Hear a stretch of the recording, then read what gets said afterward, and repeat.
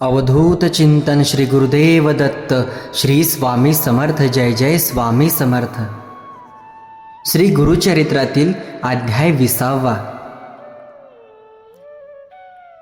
सिद्ध नामधारकास म्हणाला,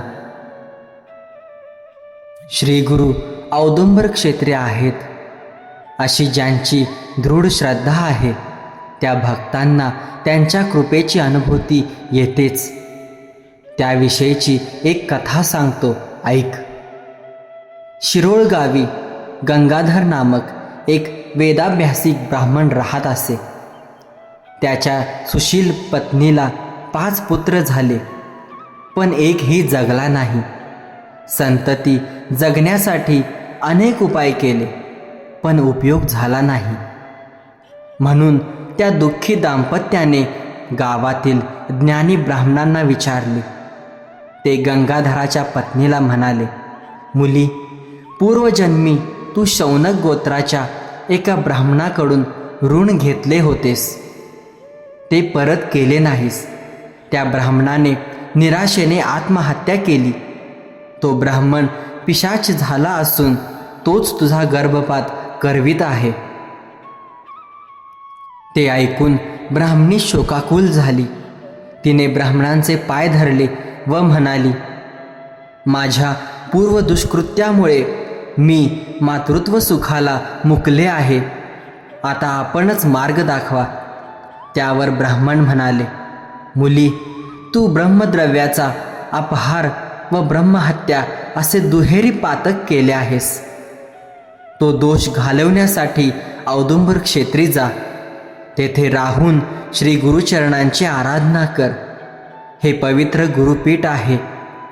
तू तेथील पापविनाशी तीर्थात स्नान करून औदुंबराला पाणी घाल, असे 7 वेळा कर। श्री गुरूंच्या चरणांवर जलाभिषेक कर। नंतर काम्य तीर्थात स्नान।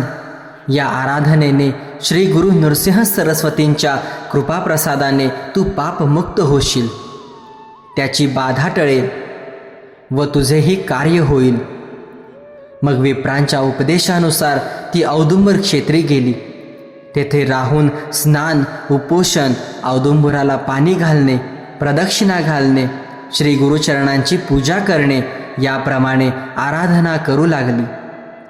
3ऱ्या दिवशी रात्री ती निद्रेत असताना गतजन्मी आत्महत्या केलेला तो ब्राह्मण तिच्या स्वप्नात आला व क्रोधाने ओरडून म्हणाला, तू माझे 100 रुपये दे, नाहीतर मी तुझा जीव घेईन। तुझा वंशच वाढू देणार नाही।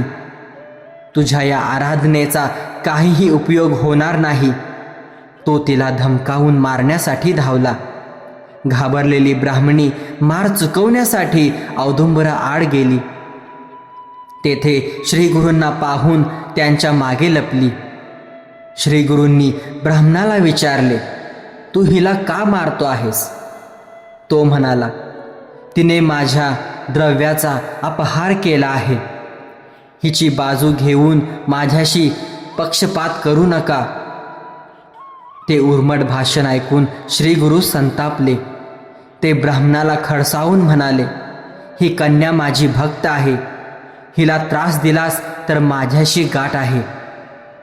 ही यथाशक्ती जे द्रव्य देईल ते घे आणि हिला सोडून दे। माझे ऐकशील तर पिशाच योनीतून सुटका होऊन तुला सद्गती मिळेल। ऐकले नाहीस तर माझ्या भक्ताचे रक्षण करण्यास मी समर्थ आहे, हे लक्षात ठेव। ते ऐकून ब्रह्मसंबंध वरमला। त्याने श्री गुरूंना वंदन केले, त्यांचे म्हणणे मान्य केले। श्री गुरु त्याला म्हणाले, या ब्राह्मणीने तुझे उत्तर कार्य केल्यावर तुला सद्गती मिळेल। द्रव्यासाठी अडून बसू नको। ही यथाशक्ती जे देईल त्यावर समाधान मान।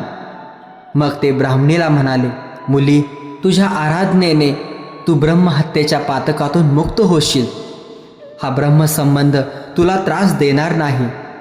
तुला पूर्णायुषी कन्या व पुत्र होतील। तुझे कल्याण होईल। त्या ब्राह्मणीने महिनाभराची गुरुचरणांची सेवा पूर्ण केली। मग त्या ब्राह्मणाच्या नावाने उत्तर कार्य व दानधर्म केला. त्यामुळे तिचे ब्रह्महत्येचे पातक नाहीसे झाले. ब्रह्मसंबंधालाही मुक्ती मिळाली. अन्य दिनी श्रीगुरूंनी तिच्या स्वप्नात जाऊन 2 नारळ तिच्या ओटीत टाकले व म्हणाले, मुली, तुला विद्वान व शतायुषी पुत्र होतील. वंशपरंपरा अखंड राहील. आता व्रताचे उद्यापन कर. त्याप्रमाणे तिने उद्यापन केले. त्या प्रसंगी श्रीगुरूंनी स्वतः प्रकट होऊन त्या दंपतीस दर्शन व आशीर्वाद दिले. पुढे श्रीगुरूंच्या कृपेने त्या ब्राह्मणीला जुळे मुलगे झाले. ज्येष्ठ पुत्राचा व्रतबंध करून धाकट्या पुत्राचा त्याच्या 3ऱ्या वर्षी चौलकर्म करण्याचा त्या दाम्पत्याचा बेत होता. त्याप्रमाणे त्यांनी सर्व तयारी केली. पण चौलकर्माच्या आदल्या दिवशी मध्यरात्रीस त्या मुलाच्या हातापायांना धनुर्वाताने आकडी आली.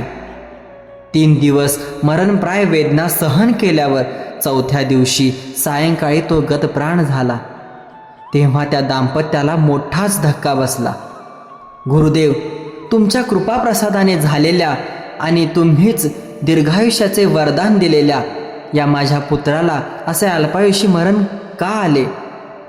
आज तुमच्या वचनाला कमीपणा आला असे म्हणून ती प्रेताला कवटाळून रात्रभर रडत होती. आपल्या मुलावर अंत्यसंस्कार करू द्यायचेच नाही असा निश्चय करून तिने ते प्रेत वस्त्राने स्वतःच्या छातीशी बांधून ठेवले. लोकांनी तिला खूप समजावले, पण व्यर्थ.